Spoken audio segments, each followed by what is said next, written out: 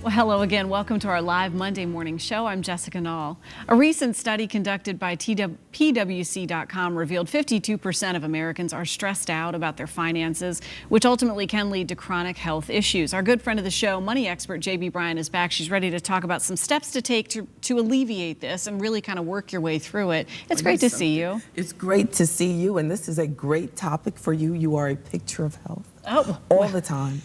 You are Miss Health. At least right here, right? But you know, that's one thing. Are. A lot of folks, we never know what's going on beneath the surface, right? And many of us are handling stress in many different ways. And it is a big part of your financial life, making that connection. Jessica, I think the future of financial services is going to seriously have to incorporate your health.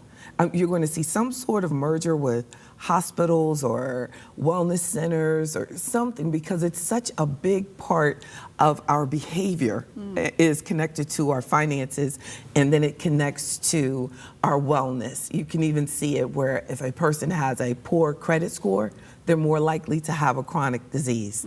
So we have to continue to look deeper into that, and I'm glad that you're giving me this opportunity to really bring it home to some people out there who have been thinking about doing things like getting more sleep, you know, to work the schedule that you and Cheryl and Bill and everyone on this show works, that you have to have a certain amount of discipline. You have to go to bed, you know. And when you make a habit of getting sleep, getting rest, and avoiding sleep deprivation, it helps you with debt management.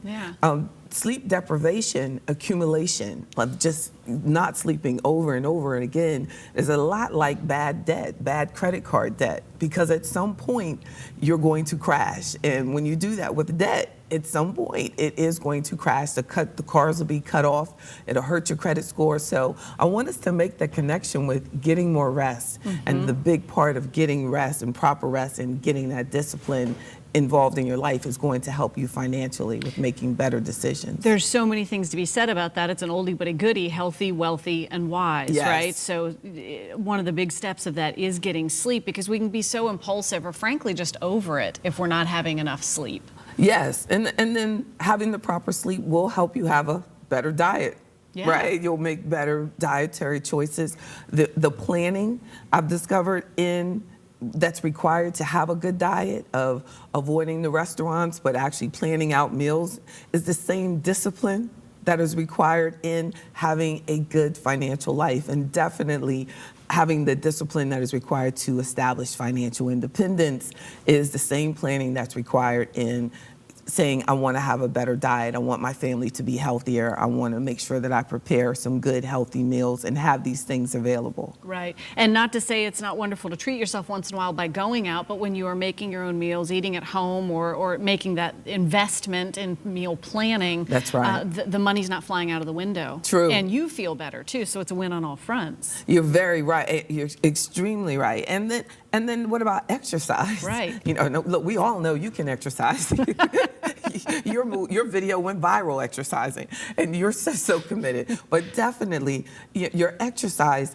When I think about exercise, I think about when I go to the gym and you feel horrible at the beginning, and it's the same thing when you have to change your financial habits. At the beginning, you just feel horrible about it, but once you stick to it and you get past like that 8-minute mark of exercise, and then all of a sudden you're getting this euphoria. That's just you're like, okay, I'm going to live.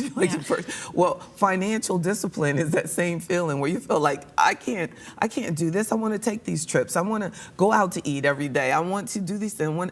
But once you get through and you start saying, no, I can't do that right now, you put off a little bit, they're just that incorporate that discipline into your financial habits of, I want to be financially independent. You realize that peace of mind is priceless. That's your euphoria for your finances. Right. Is the peace of mind of knowing that you're headed towards financial independence and you're headed towards debt freedom, whatever your financial goal is. You exercise, you start to see the muscles building, maybe your energy comes back. The same way if you make that disciplined choice to tuck away $5 a day, right, on a exactly. coffee. Next thing you know, there's $50 and you're like, wow, that's big. Like, I can start doing this. You totally are getting what I'm saying. Exactly. And I know someone at home is saying that this is a stretch, but research has shown there's like universities that have done research, the corporations, as you mentioned, PricewaterhouseCoopers, on showing the health and the wealth connection, that same behavior discipline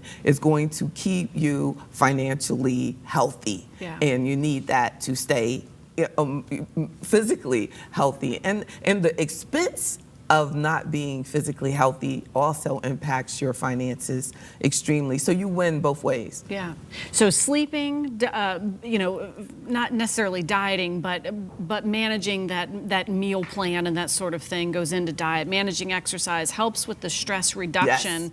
And then that overall brightens your picture, right? Because I'm glad you mentioned that. When we're mega stressed, we wake up in the, you know, in the middle of the night or can't go to sleep in the middle of the night thinking like, oh, I gotta do, oh, that's coming up, and it impacts everything, and then you really get bummed out. And we've noticed like people that are highly successful having these challenges with depression, and so we know that no matter how you're viewed by others, that's not exactly how you may be viewing yourself, even financially. So make sure that you realize that the joy that you bring into your life will bring more joy to you. Happy people are magnets for happiness, and happiness brings you more job opportunities. It brings you more networks. People want to do business with you, want to give you promotions when you're a happy person. So by reducing the stress, as you mentioned, and having the exercise and a good diet and things, it will help you feel better. That's the major point. But sometimes we have to just be happy, and